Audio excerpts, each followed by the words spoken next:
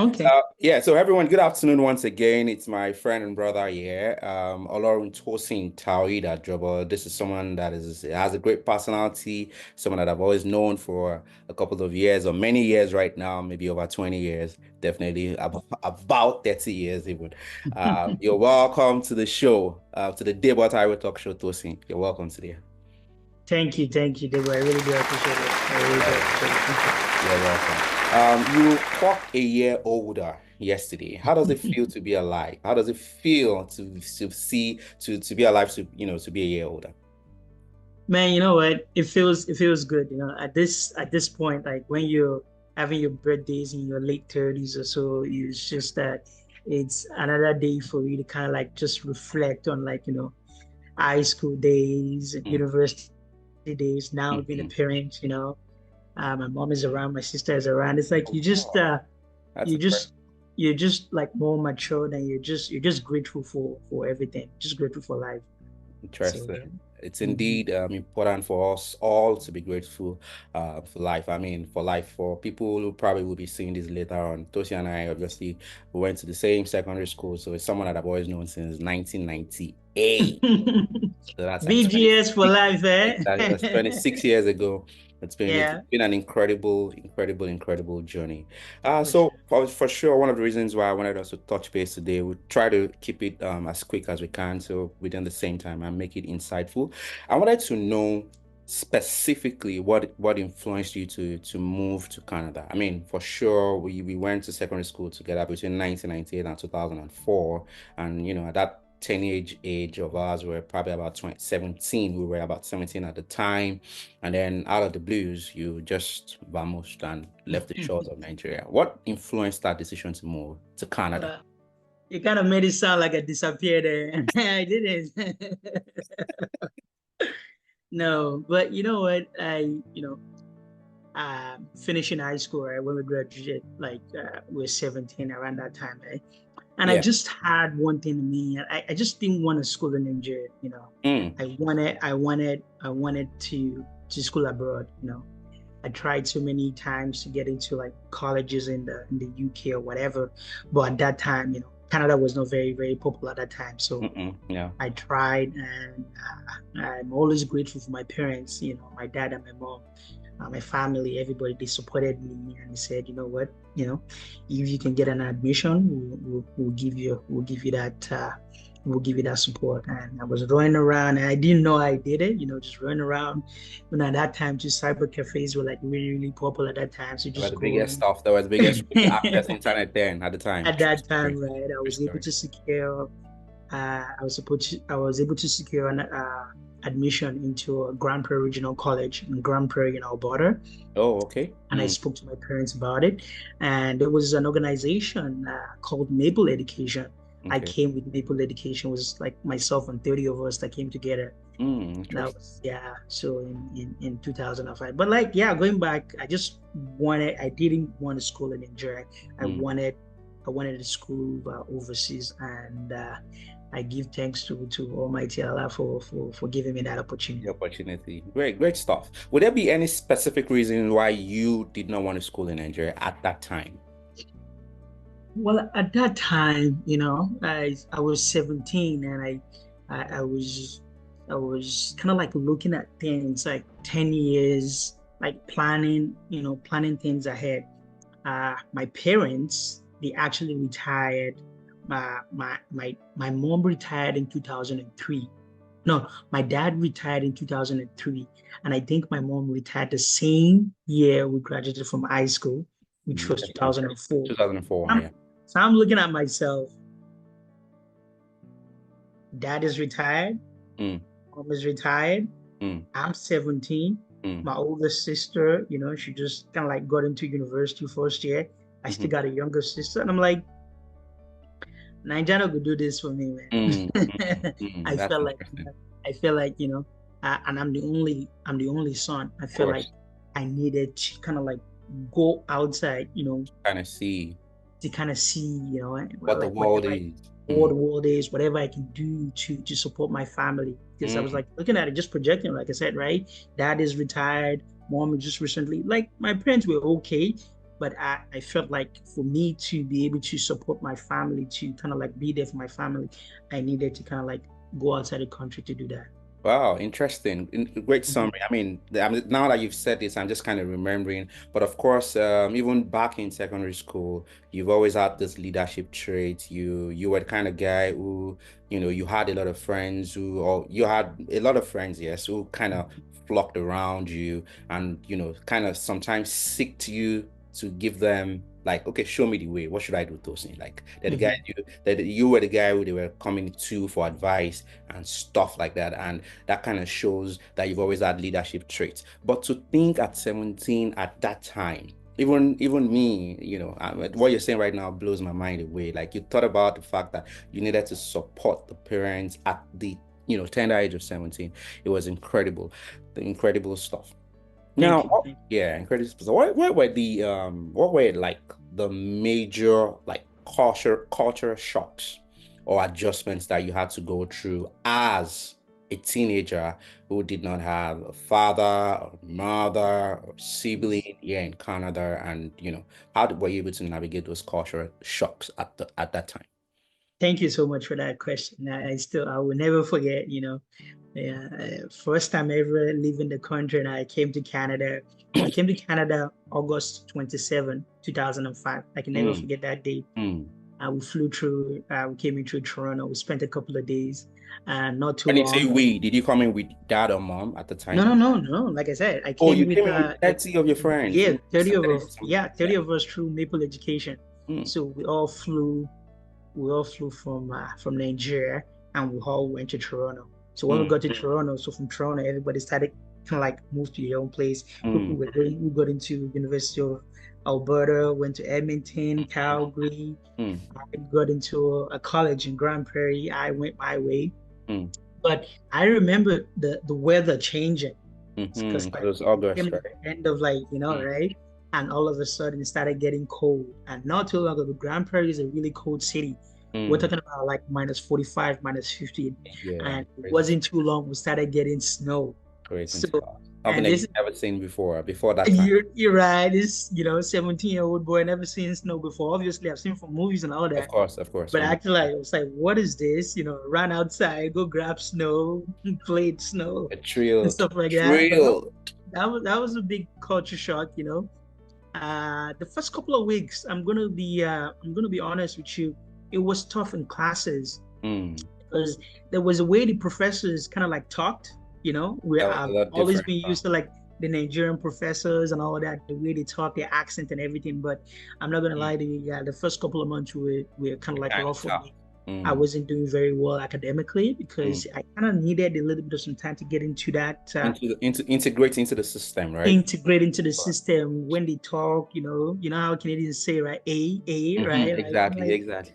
what's wrong with these people, right? But You're like, after what's happening here? Like, what's happening? So yeah, that one was number one for sure. Number two, I learned so quickly. A friend of mine, Carson, I said after maybe like a couple of months or so, oh, let's go for wings or something. And mm-hmm. in terms of like Ninja setting now, someone invites you, like, let's go out, right? Mm-hmm. Mm-hmm. Mm-hmm. I thought he got my back, like he was Yeah, gonna it's gonna pay for pay it. everything as Baba would, chairman. I'm the one inviting you. Right? White boy, right? Like, yeah, let's go for wings and drinks. I was like, oh man, I'm new in the country. Let's go out for wings. And my brother, man, we had But some wings, had a couple of drinks or whatever. And at the end of I can the day, imagine how the story went. I know we got to the checkout, and you know how they say it, right? Like separate Yeah, or yeah. like together. You want to split the bill or you You want want me to to? split the bill? No, Yeah. the guy was like, yeah, separate. OMG, and you're like, I was like, I had to like grab my friend and say, Carson, when you invited me out, I told you were gonna be paying for this. I was like, oh, buddy, I didn't know that though. But yeah, exactly. well, But is the word. I, yeah, buddy's well, I can cover you right now. But when you get back to your place, you can kind of like, grab me cash or whatever. I'm like, okay, sure, let's do that. So that one was a big one for me for like Big day word for one. sure. Like I knew, okay, if if somebody that's not Nigerian, if they're inviting you out like this, man, just make sure I have my wallet, man. But I yeah, have a means of end of payment. story. End of story. That must have been super embarrassing for It sure. was, That it was was, that it was deep. was, That it was deep. was, deep stuff, Yeah. deep stuff. Hmm. Would there be any other ones you want to kind of touch base on? Of course, that one really wowed me. Okay, so for even me, I came in definitely just a few years ago, just about two. So I came in my mid 30s, very mid Okay. 30s, and one that really surprised me was the fact that everyone finds it very easy to call themselves on a first name basis, even in a Mm. workplace. Yes. So I'm Yes. talking to someone who is like the where I work in the store, like the store leader who is definitely in her 60s, and I can call her by name like 100%. And no, there's no fuss around it. That seemingly hierarchy where you have to kind of take permission and all of that stuff. Not like you don't have to get courtesy. You want to get courtesy, like you want to Right. it's like I was like, oh really? Like I could just call this no mister, no, but like okay, Okay. okay. Okay. Yeah. That was a Yeah. bit Yeah. of Yeah, a I got that too. I shock got for that too. A lot of my supervisors that I worked with too, it took me a while. Even the professors when I was in university, I kept calling them sir, sir. me. And some of Mm-hmm. them would actually call me to the side and say, hey, Tosin, Mm, do you have like a British background or so? For mm, you to call somebody a sir, you need to be knighted by the Queen of England, blah, blah, mm. blah. And I'm like, Interesting. that's Nice just that's by just the the way queen. I grew up, Oh my right? God. So it took me a while to even when I came to Winnipeg too, right? I was still calling my supervisor sir or whatever. But Mm, I mm, think some people kind of understood that this guy's just trying to give me some respect or whatever. But it was mhm. weird. But after a while, I don't do that no more too, Of right? course. Because I mean, you've been here for how long? You've integrated pretty much into the system. So 100% you wouldn't be doing that anymore. Interesting, Mhm. interesting stuff. So you were in Alberta for a while. You did your first degree in Alberta and then you moved to I actually just did like they call it the UT University Transfer. So I did 2.5 years at Grand Prairie Regional College. Then I transferred to University of Winnipeg to get my degree in criminal justice. in criminal justice. And what influenced the decision to, get your degree in criminal justice at the time? That's a good question. That's a good question. Thanks. I actually I wanted to become a lawyer at first. Okay. When I was Yeah. like, even before I got before I got my admission into to come to Canada here to study as a student, I actually got an admission at UNAD. Okay. University of Yeah, Ireland. University of Adó-Ekìtì, and I was going to do law there actually. So Okay. all the admission, everything was good to go. But it was around the same time that my admission to Canada clicked. So I came to Canada. So I've always loved like justice, law enforcement, stuff like that, social services. I've always been interested in that. So when I came to Canada and I saw the tuition fee, as an international student back Mhm. then, Mhm. it was too much for Mm. to go to law school. So I asked myself, Okay. listen, what is the next best thing, right? How you could Try to do. help your parents, try to support your parents, like, Mm. because I knew at that point, my parents were not going to fund me to go to law school. They Mhm. were ready to help me to go to school, but not But law not school. law school because of Law the school. significant financial implications for that. There you go. There you go. So I asked myself quickly, okay, Tosin, what's the next best thing? Criminal justice. Well, you know what? I love this. Like I said, law enforcement has always been like something that really fascinated me, growing up and all that kind of stuff like that. So yeah, I did criminal justice.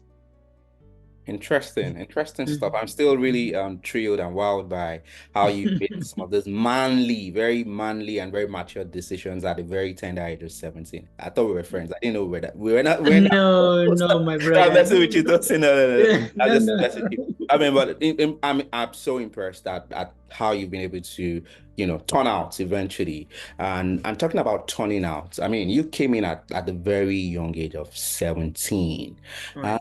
how easy is it for people coming in at that age, at that very tender age, to kind of still follow the path, how we are taught back home, let's say, want to see any team one share, like remember whose home you're from. How easy is it Yeah. for people coming in at that tender age to kind of not kind of get distracted and fall out of the track?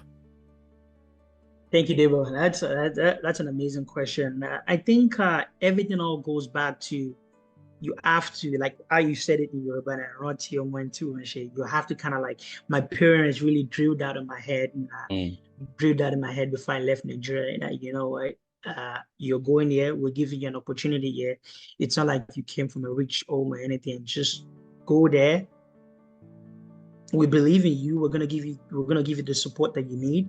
Go there, do the right thing, stay out of trouble, get a degree, and do whatever you can do to support family. So, but I get you. I think I was saying to myself when I came very early. I said I wanted 3 papers in Canada. Those were like my 3 focus at that time. I said 3 papers. The first paper was to get my degree. When I get my degree, that would open doors for me to get my permanent residency and eventually become a citizen. And when I have my paper, then I can start to make money. So those were the 3 things that I told myself. 3 papers. So that was my focus. Go to school, get your papers, and then be able to integrate. So that was I was able to just to stay focused. Like, okay, this is what I really want, and I just have to stay focused to it. I grew up in a Muslim family. Islam is a really big for me, myself and my family. So I believe my religion too kept me grounded too. Wow. My parents, my dad, my mom, my sisters, they really gave me that support. My family, my grandparents, they were calling me all the time, right? Hey, Tosin, how's everything going? So I think with all that stuff and with Almighty God's blessing, those just kind of kept me grounded. Yeah, it was tough. I had some friends that got deported. I got some friends that we came together. Yeah, quite a few of them got deported. Would you want to highlight, I mean, without calling anyone's name, but do you want to highlight kind of instances? Because this shows just kind of bring people to understand, the kind of challenges that people might go through coming in. Yeah.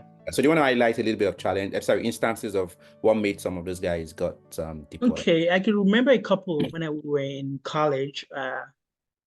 Some were not taking education very seriously, right? Because at that time you had your study permit, and some people came from Nigeria. They gave them like a 3-year or 2-year work permit. Like when that stuff expired, they were supposed to kind of like renew it.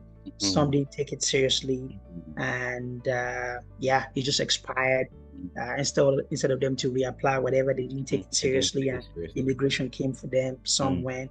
Some got into drugs.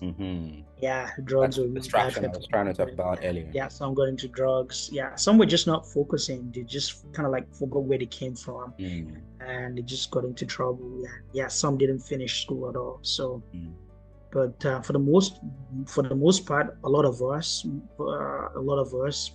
came and they were able to, finish school and doing pretty good for themselves. Great stuff. Before asking my question, I was just thinking about this, very similar to what you said, but I was thinking about this earlier. There's again, Yoruba adage says, yeah, wow. I'm gonna say this quickly. Your Yoruba is pretty good. That's amazing. Like, all this stuff, I kind of know it too, but I can't say it as clearly as you say.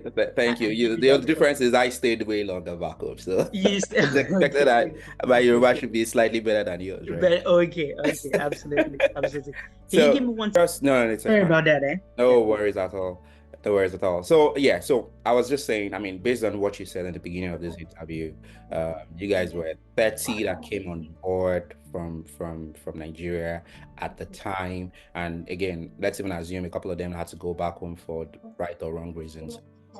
Or the sheriff meaning 20 children cannot play together as friends or play together literally for 20 years. Do you still kind of keep in touch with at least 20 out of those 30 people that you guys came together in 2005? You would be surprised, and I like your questions because everything is like just really jiving. I'll tell you this, Debo. One of the most important thing, I will say it again, one of the most important thing for me in Canada, they are the friends that I made.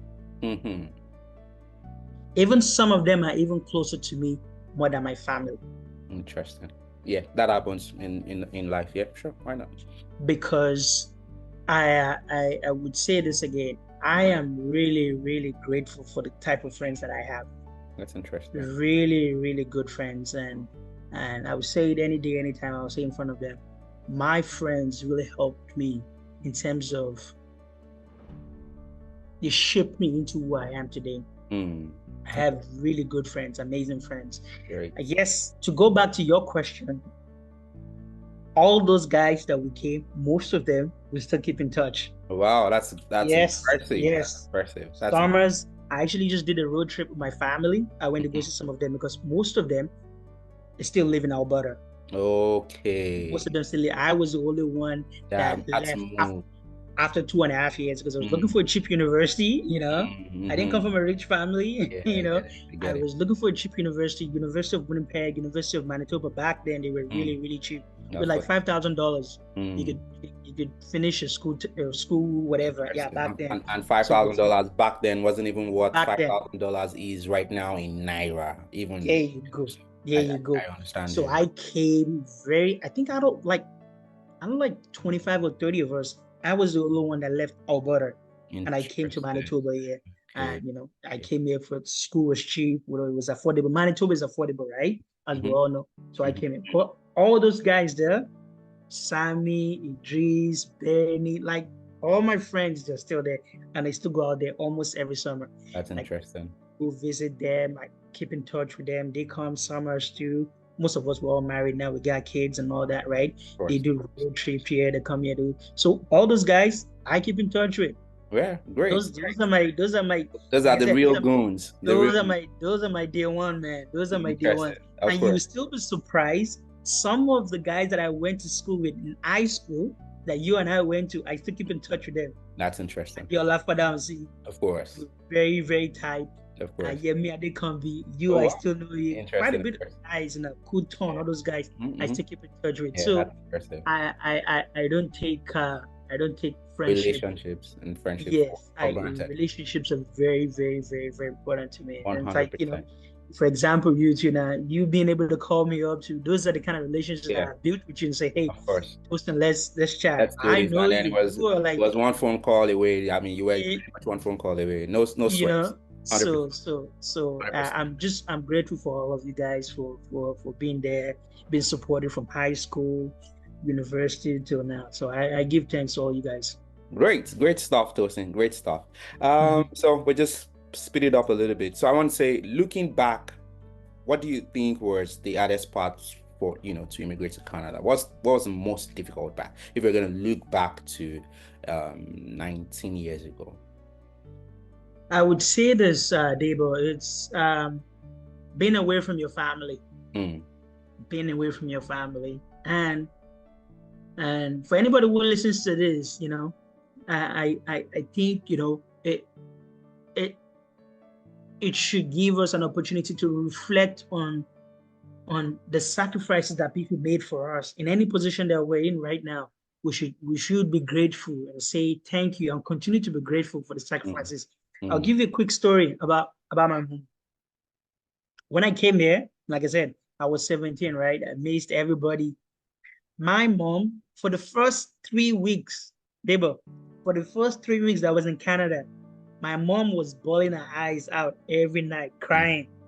Interesting. Mother, right? Crying every. My dad couldn't take it. My dad had to go talk to our neighbor and say, please, eba mi beya and I'll give you a little bit of whatever. I even made it a little bit worse. I think a couple of weeks when I left, my mom now went to the bank. She was going to send me some money. I didn't know if it was her school fees or whatever. She was going to send me money. And you know, some people just run their mouth anyhow. Of course. This woman at the bank met my mom. And I think the money she wanted to send was a significant amount of money at that time. And the lady asked, Joe, send away you. Canada and send this. You know the woman said? No idea. But something ridiculous, something sarcastic, I can imagine.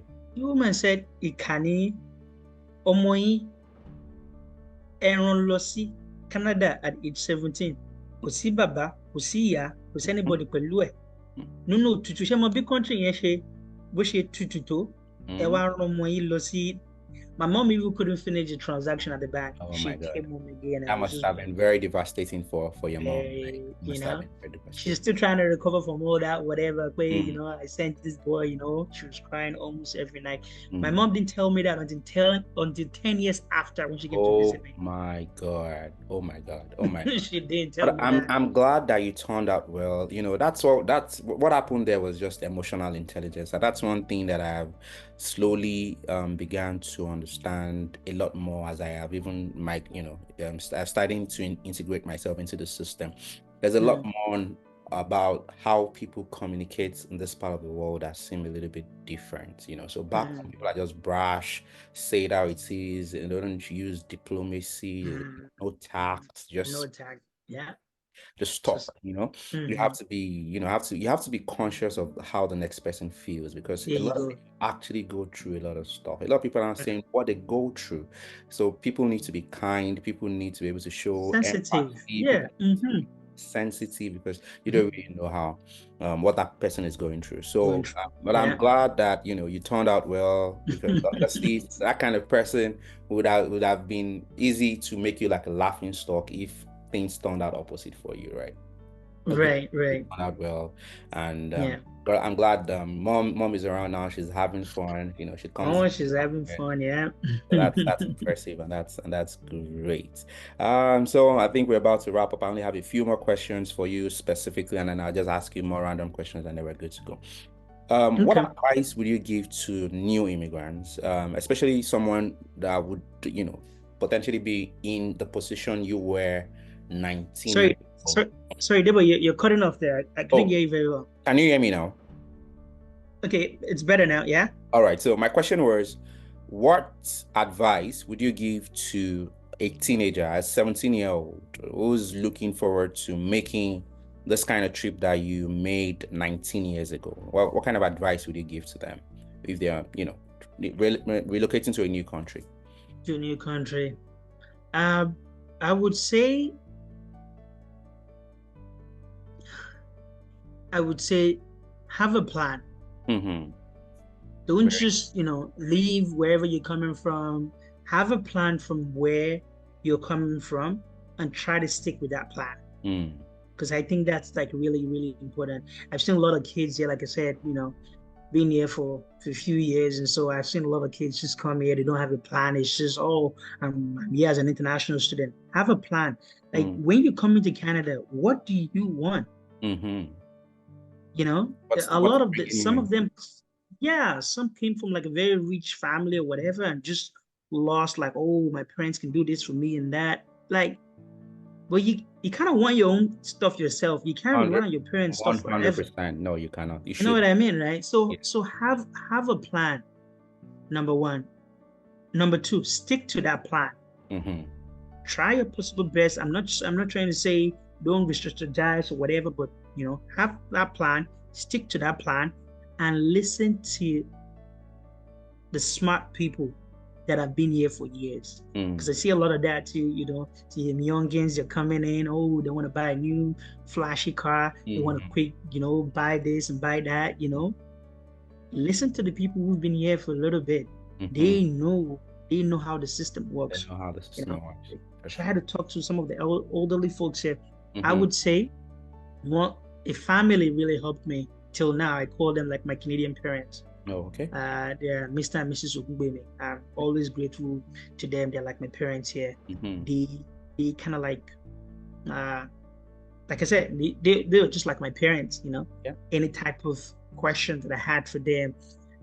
Fortunately for me, the man was a higher CMP officer, Royal Canadian Mounted Police, and I Oh, wanted to become a police as well. So he put me interesting. through all the justice. Yes, he put me through all the justice. His family, a lot of them, are kind of like in the justice. Uh, Just okay, like a career path within the justice system. yes, That's justice interesting. in their family. They have police officers, correctional officers, sheriff's officers, and stuff like that. So lots of them they know how the system works, the military. So this man and his wife they took me like their own kid. Like I Mm-hmm. could go there, they would cook for me. I could stay there overnight. They mentored me, and I would always grateful.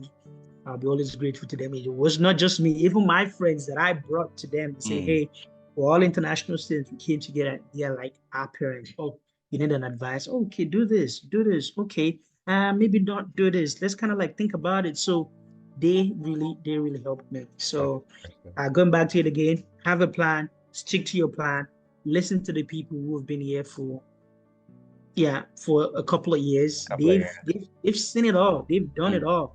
So those are the people you kind of want to get information from, not people who are like new into the country who don't really know a lot. So and be open-minded. Be open-minded because you got to be open-minded because you're gonna get lots of information from like different places. So being able to kind of like put all that together, I think that's the secret there. Interesting. Thank you again, Tosin, for your very rapt questions. Answers to my questions. And before I ask you one of the very questions I'm itching to ask you, just very briefly, maybe in 60 seconds, I just wanted to ask you whether resources or organizations in Canada that kind of helped you to settle in easily, just in 60 seconds.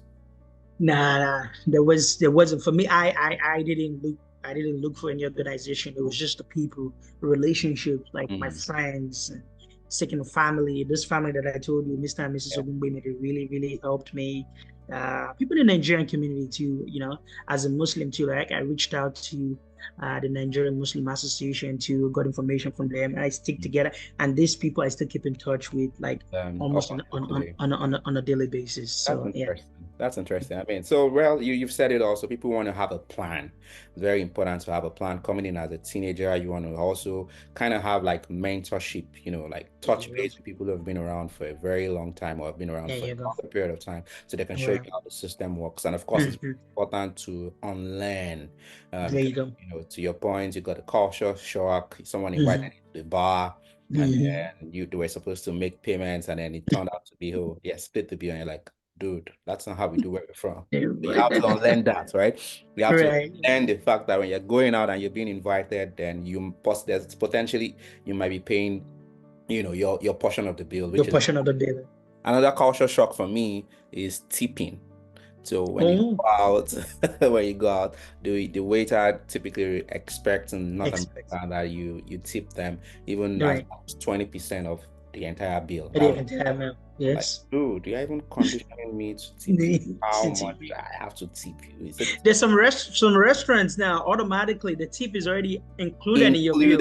In the bill. You want it, you don't want it, you don't even get a say. You don't get a say. Some other restaurants are more like mild. They kind of say, okay, maybe you don't want to do the tip, or you want to, you can put in certain amount that you want. Right. And stuff like that. This whole cultural shock stuff, it's something that we can talk about extensively in another episode. But for today, I want to say a big thank you for making our time for this. But before I wrap up, you are being a fitness chunk. Like, you're typically someone who's consistently working out, someone who's consistently making out time for exercises. You're always running, you're always doing marathons, you're always doing loads and loads of stuff.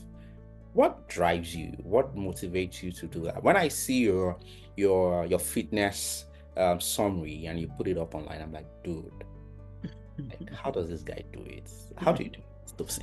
Well, my brother, it's nothing. It's like I'm not a fitness expert or whatever. I didn't go to school to learn anything. It's just for me, I came to the conclusion a couple of years, maybe 10, 12 years ago that,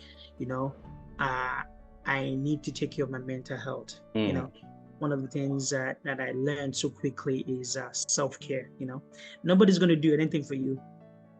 Nobody's going to do anything for you. If you 100%. Want something, you have to go out there, go get it. It's like, it's like really pretty much anything, you want to support yourself financially, you go out there, go get your job, whatever. For me, it's a way for me to distress. It's self-care. It's like, what do I do to take care of my mental health? And that's it. I go for runs, I go to the gym, lift weight, whatever.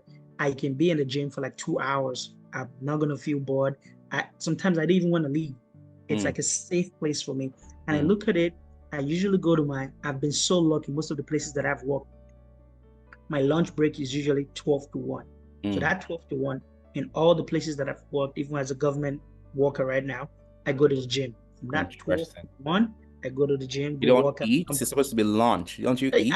I know. I actually, when I come back from lunch, when I come back from From the gym, from the from your gym, time in the gym. yes, I actually feel more refreshed. I Hmm. actually, I can actually do more at work because I'm just filled with endorphins and everything, and I'm just Yeah. my brains are just firing. And let's do it. Stress Let's do it. stress level of cortisol is reduced, and you have more, I think, dopamine and stuff like that. Absolutely, absolutely. So yeah, that's what I do. Self-care. Go for That's runs, go to the gym, lift weights and stuff like that. So it's helped me and I continue to do it. interesting. And how long have you been working out? Because I think I realized recently, true to your world, that working out directly relates to how your stress levels can actually reduce. So the more you work, the more your body moves, the more the stress level reduces in your body. So how long have you been working out? Just in about 30 seconds. Oh, I'll tell you more than 10 years for sure. Because Mm, I've completed more than 10 half marathons. I did my first full marathon last year. So yeah, definitely more than 10 years and more just than 10 being years. consistent. My And lunch you've been break. So consistent. So you typically work out every day. I try to go every day in my lunch break from 12 to 1. So I just Wow. Monday to Friday, I don't work out on the weekends. But if No. I don't, if work is like so busy or so, I try to catch up on the weekend. Oh, So wow. exactly like once I'm done talking to you right now, I'm going for a run. I didn't do anything yesterday, so I'm gonna So go before. you had to eat the tracks and then I just move gotta, on the gotta, road gotta. It's just for a little. beautiful out there. It's 26 degrees It's out there. 26, it's warm, it's bright out there today until fall comes knocking. So of course. There you go. There you Of go. There course, you of go. course, of course. Yeah. Thank you so much, Tosin, for sharing the stage with me at the Debo Taiwo Talk Show. It's been awesome. I hope this video would kind of get people to understand the challenges of the new immigrants in the Western world and what some of the things that people can do just to take precaution and just kind of learn from people that have been around before them. Thank you. Any last parting words for No, no, nothing really. I just want to thank you for, I've never had this opportunity for somebody to give me the opportunity to kind of like, being interviewed about myself. So I really want to thank you for that. And the least I yeah, could do? I'm thank you learning so as much. well. I'm learning the ropes. Myself and my wife, we're watching some of your whatever that you uploaded Okay. on Yeah, YouTube and yeah. I've stuff. put in And just yeah, a we few. like it. Very Oh, good sure. content. So Thanks. Thank you. Thank you keep so doing much. it. Keep doing Thank it. you. Thank you so much. And that's a wrap. That's a wrap for Okay. today. Thank you again, Okay. my brother, for sharing the seat with me at the TheDebotaiwo Talk Show. Thank you so much. Enjoy the rest of your day, my man. And my Thank you so regards much. to everyone at home. Yeah. Okay, I will. I will. Thank you so much. Yes, bro. Okay. Okay. How long have you been on the TikTok platform? September 2022. Interesting. So Yes, I'm new. in 2 years, you've been able to grow a followership of over 13,000. I mean, how were you able to do that? How easy was it for you to do that?